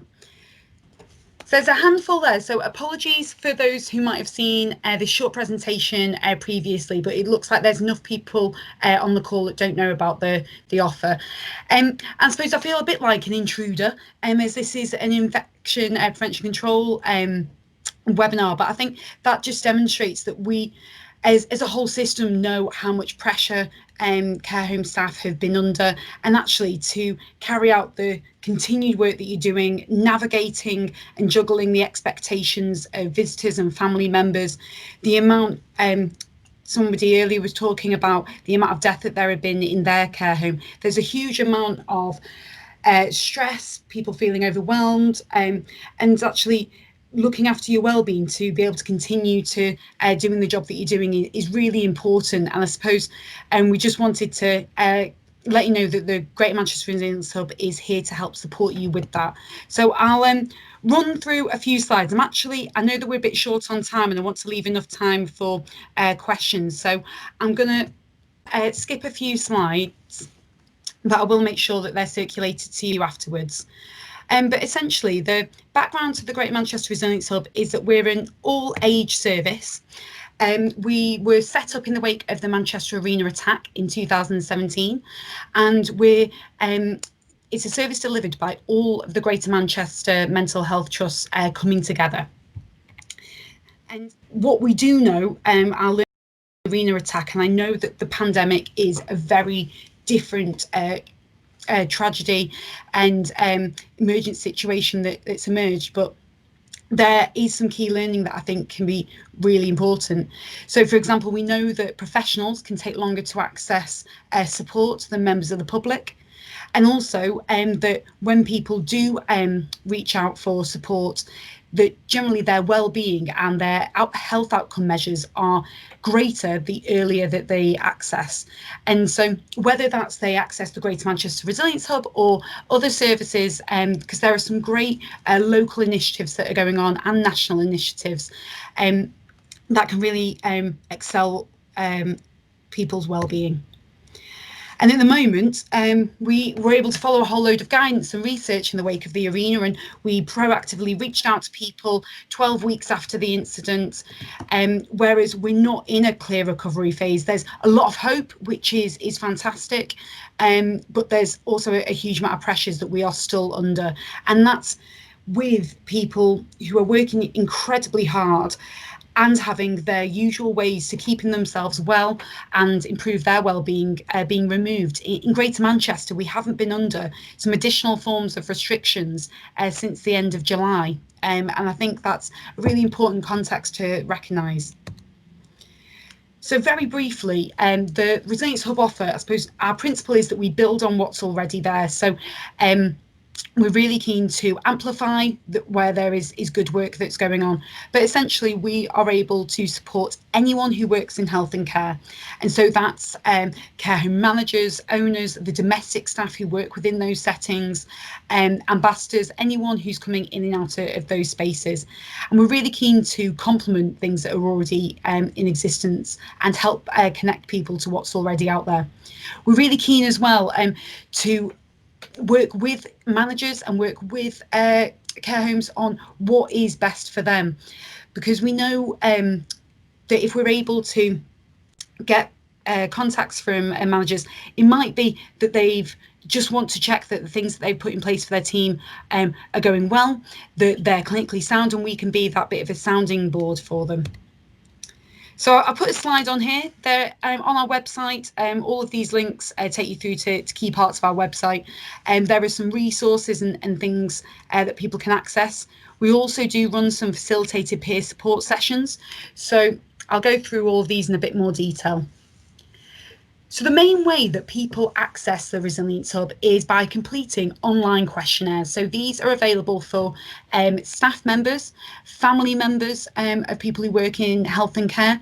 And essentially they're questionnaires that provide some time for the person to reflect on how they're feeling, and then also give some information to the clinical team at the hub to work out actually how can they best support this person. So everyone gets an automated response with some links, and the vast majority of people will get a call back as well.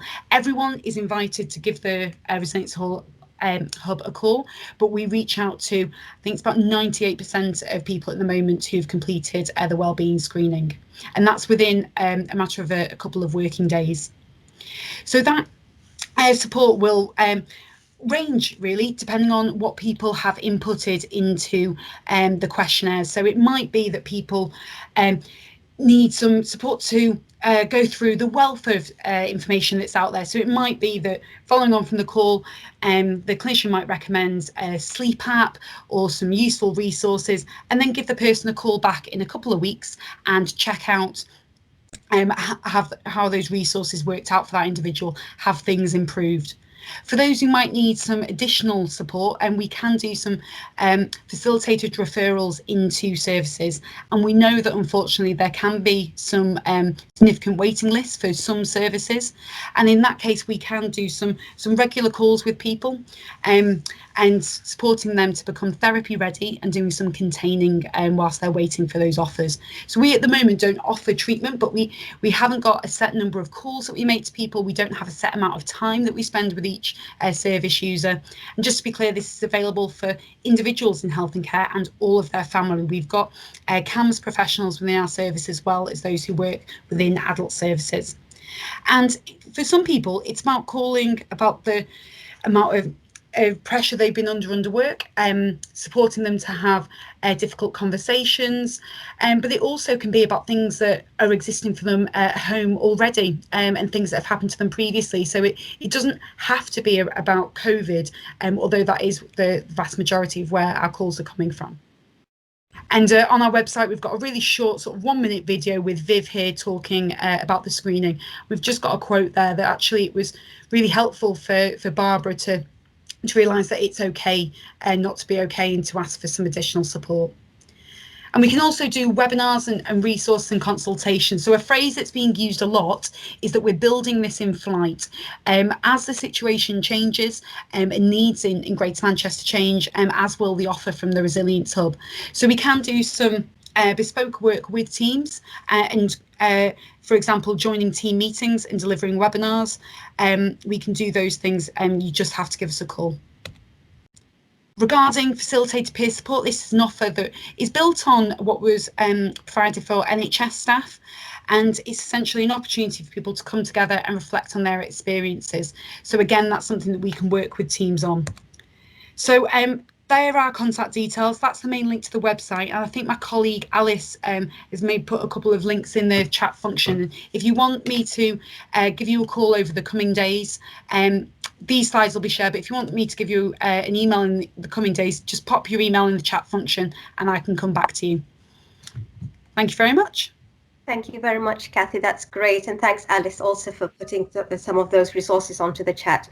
OK, so now we'll head to Brett. So Brett, you'll be talking to us about the perspective of CQC. And so if you could introduce yourself and your topic, it's over to you. Good afternoon, everyone. Thank you very much for letting me attend today. It's great to hear what's been going on, and I'm in a very difficult position of having to try and follow those other brilliant presentations with a bit about CQC now. So hopefully I'll make it as interesting as I possibly can for you. My name's Brett, as I've already said. I usually work as an inspector in the Care Quality Commission in the central east of England, covering Hertfordshire and Cambridgeshire. But I find myself helping out in the north central region at the moment, doing some inspection manager work.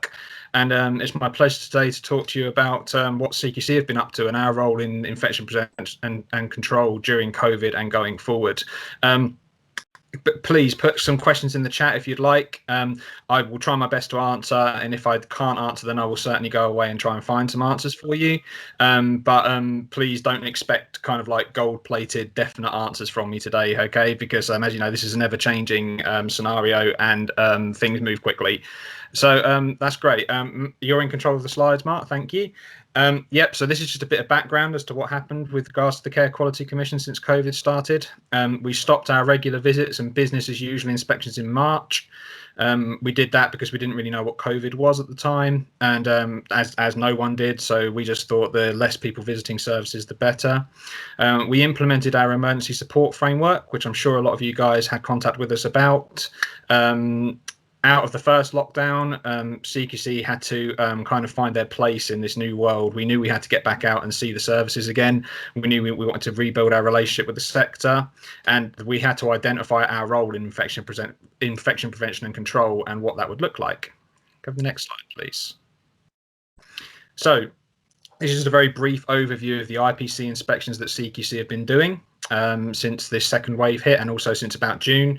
We've been doing designated scheme IPC inspections, supporting the whole sector. So we've been working with services that want to become designated schemes for individuals coming out of hospital or have to isolate before going back to their care home that they usually live in. That's quite a nice piece of work to just support that whole thing. We've been doing our IPC 500, which was inspections of 500 services focusing specifically on IPC practice so that we could identify and share good practice with everyone. Over the last couple of months, we've been doing the outbreaks of COVID-19 inspections. The purpose of those to support the public to understand what providers are doing to safeguard people. Specifically, our role in that has been because we are one of the few regulators and organisations who can publish reports. So we're able to give the public that assurance. And we've been doing risk-based inspections, responding to IPC concerns, which we receive through either safeguarding or whistleblowing as we normally would. We have developed and we use our IPC tool for these inspections. So our inspections look very different, but they're still very much a part of keeping people safe and making sure that the quality of care is really good. Have the next slide, please. So what have we found? Again, this is a very, very generalized overview. The majority of services are following best practice, and any outbreaks of COVID-19 are mostly not down to how the service is running, but COVID is COVID, and once COVID is into a place, it's very hard to get rid of. Service rating and regulatory history did not have a large impact on IPC practices during the pandemic. So what that means is that services classically that had like quite a poor regulatory history weren't necessarily not doing things right as much as good services were, etc. There wasn't much of an impact there. Where issues were found, this was often due to difficulties understanding and implementing national guidance. Insurance is an issue for a lot of providers and services as well, which I'll touch on a little bit later. Next slide, please. This is the obligatory graph. I thought this would be useful for you to see. This kind of shows this. So these 8 points here are what are on our IPC checklist when we do our IPC inspections, and this kind of gives you a bit of an overview as to what we found in all of the services we've been to so far. So blue is good. Lighter blue is good, but a couple of things that we're not sure about, and orange is not very good. So that kind of gives a real kind of like what's the word I'm looking for, a visual display of what we've been finding. Okay, can I have the next slide, please? So what have we been doing based on these findings? How have we been kind of trying to help out? We have been sharing best practice between services. We have supported and signposted services if this has been needed. We have used our regulatory powers on occasion to take action to keep people safe where services haven't quite kept up to date with our IPC practices. We are worked with partners to aim for consistency in guidance. What that means is we're in constant discussion and constant information sharing with the Department of Health and Social Care and other areas of government. We have moved into more of a supportive role during the pandemic, and we want to keep that moving going forward. We want to make sure we're seen as partners for you guys when you're working, rather than just kind of the regulator, because we found that through the emergency support framework calls, but also during this whole COVID period, services have really appreciated the support that we've given. We have improved our own guidance and practices regarding infection prevention control when inspecting, and we are really trying our best to support decisions made by providers. It was really interesting to listen about the testing from all of the various speakers today. I found that incredibly interesting, and we do get a lot of queries through from providers and from services regarding what's best to do, and we always kind of like support that judgment as best as we can, following the national guidance, of course. Thanks, Mark. Next slide, please.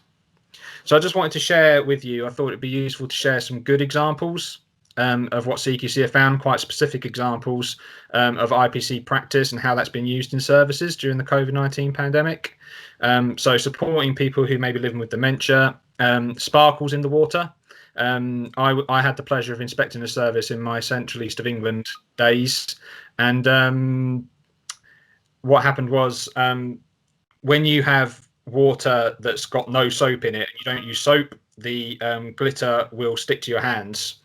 When you use soap, the glitter won't stick to your hands. So the service was using that to kind of like almost practice hand washing with the people using the service. So obviously when they didn't use the soap, the glitter would stick to their hands, and that was kind of like, oh look, you've got germs, use the soap and the germs no longer stick, which was really a really good example. Another service that I inspected had decorating the walls. So they would put large kind of like fluffy balls almost on the walls every 2 meters to support people to understand that that's the distance you should be keeping, and also to say that that's how far the virus could travel so quickly, which I thought was really good.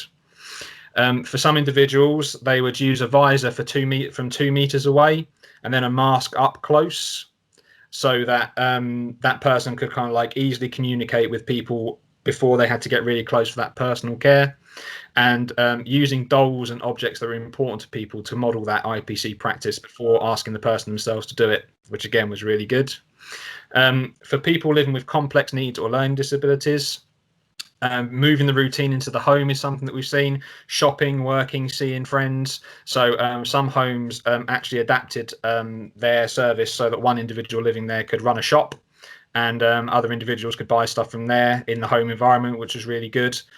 Similarly, they'd set up pub nights with iPads on the bar, as it were, so they could speak to their friends and relatives through there, which I thought was really good. Making masks relevant, again, links in with what we was talking about, using things that are important to people to kind of promote that mask wearing. Practicing living with COVID-19. Some services held kind of like little practice drills with individuals, so that they could understand why staff might look different or why staff were acting differently for that period of time. And just being open and honest with people is just good practice we found throughout, really. When there was something that could be improved, when something did go wrong, they were being very open and honest about it. Have the next slide, please, Mark. Oh, I've got more good practices for you. So hopefully what this is showing you is that there's a lot of good stuff that's come out of this IPC work. So good practices, the provider as well as the management team have a good oversight of the service. Good use of technology to support people and the staff team, including some services that even have facial recognition, completely negating the need for any keypads. Partnership working with other services and external partners. Regular communication at all levels, so that's staff team, management team, and individuals using the service. Asking for advice and support from various people when they need it, and keeping the staff team motivated as well as the people using the services. And that links in with staff wellbeing, which I know was touched upon as well, so it's really important. Thank you. Next slide, please. We did find a few things that unfortunately weren't too good, and it kind of links in with what I just said, really. It was the lack of provider or management presence, either through no fault sometimes with the service's own, with people self-isolating, etc. But as soon as that governance left the service really started to struggle to provide quality care. Lack of staff training and knowledge.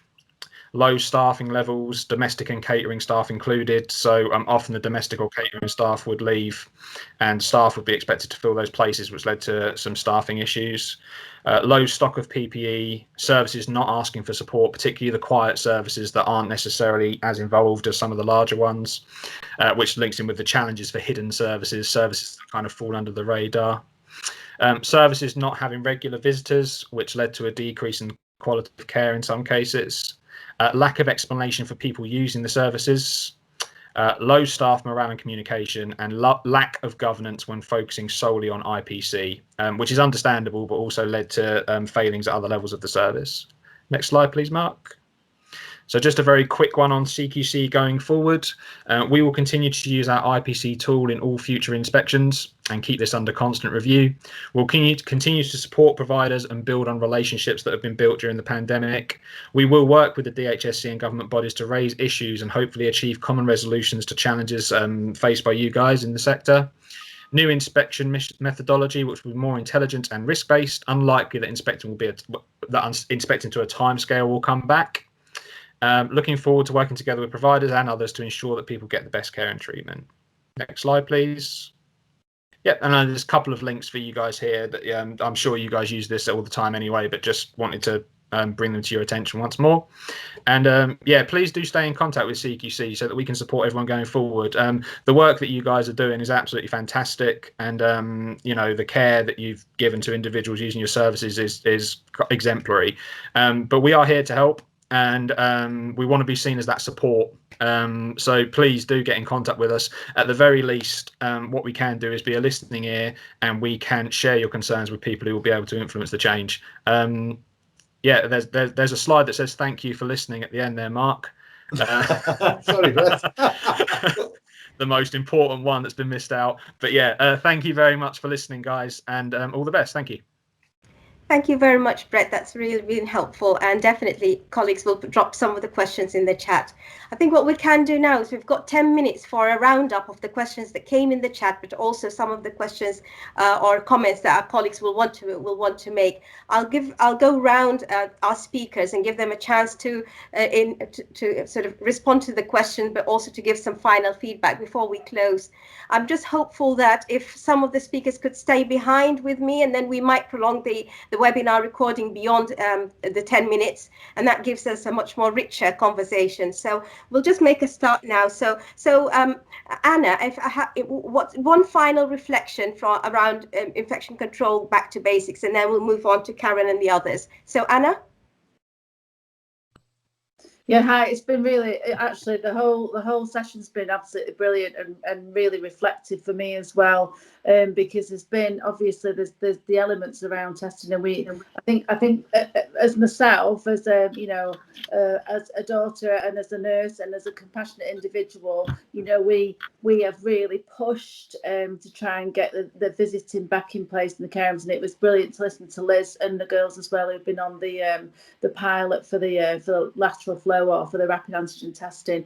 So really good reflections, I think, but and good to hear everybody talking about their own practices around infection control. So thank you, it's been really helpful, Muna.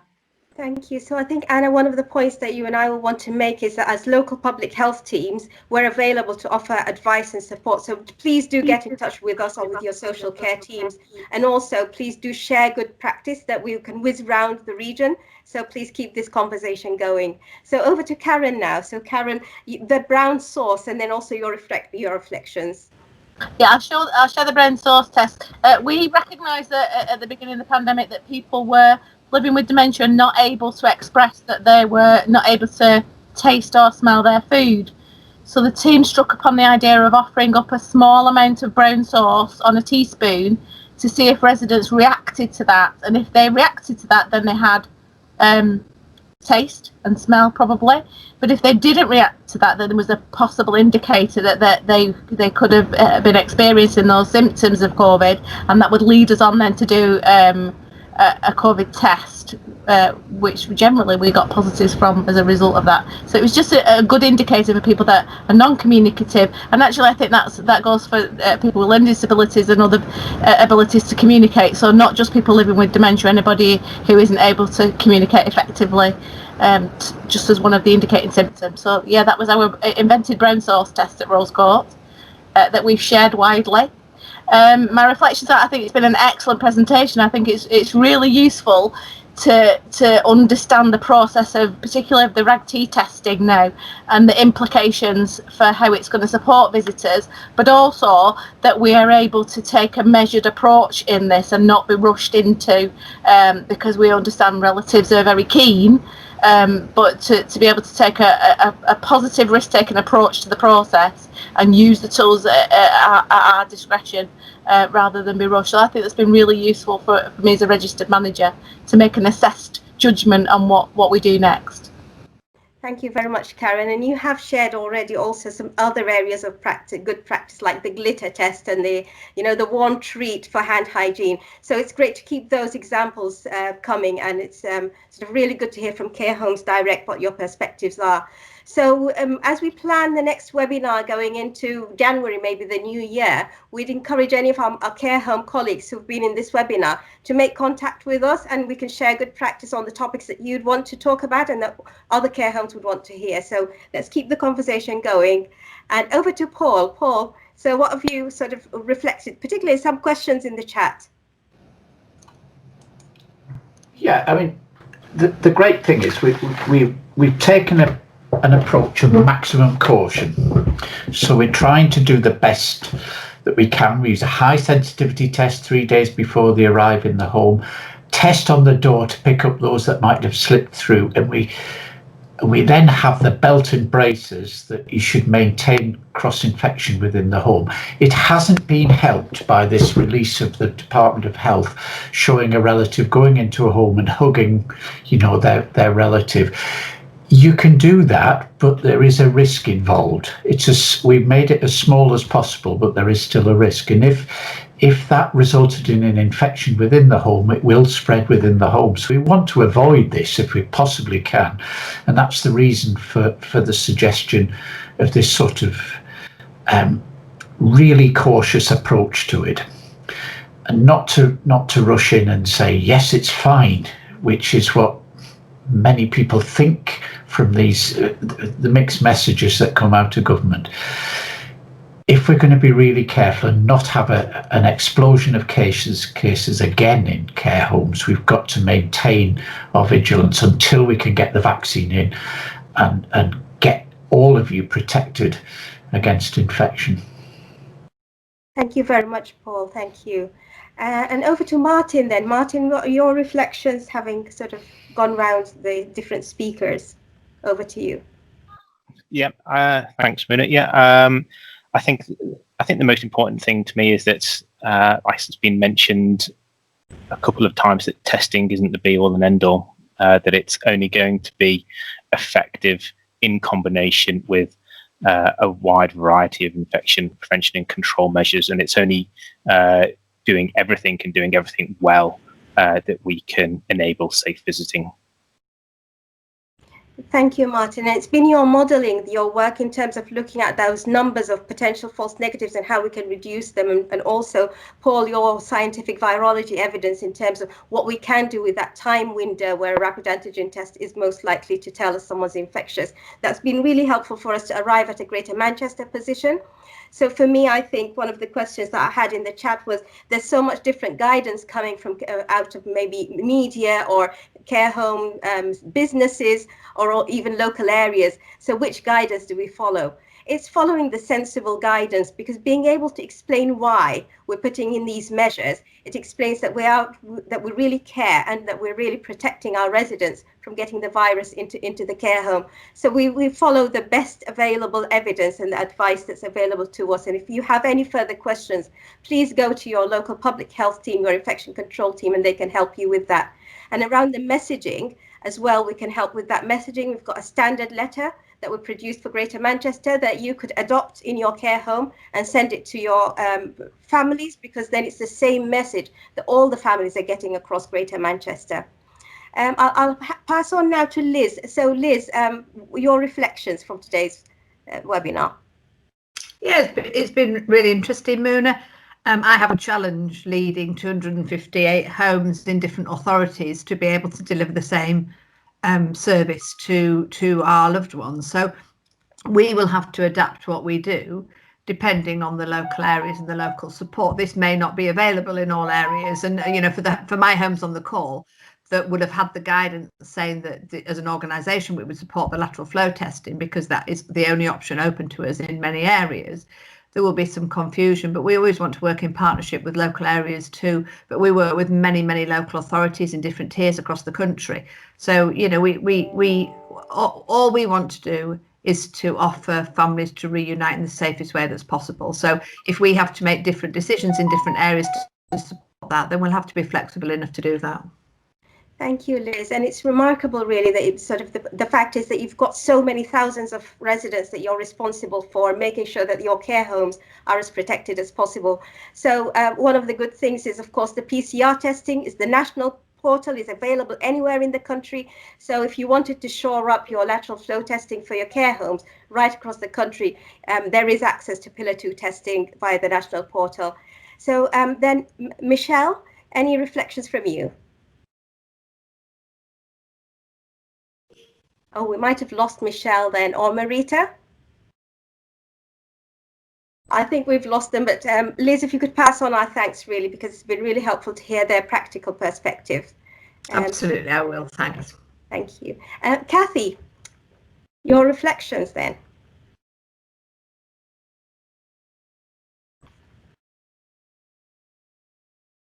Right. Okay, so, and then I must have missed Helen as well. So Helen, I'm sorry if I skipped. Helen, you also have with you your colleague Emma.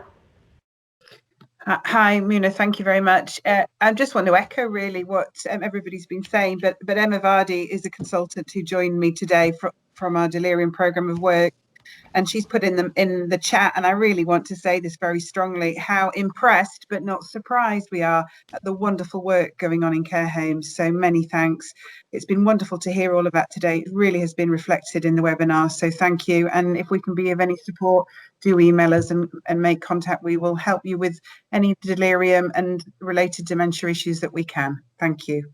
Thank you. We might ask you to come for another slot at another webinar on dementia. So thank you, Kathy.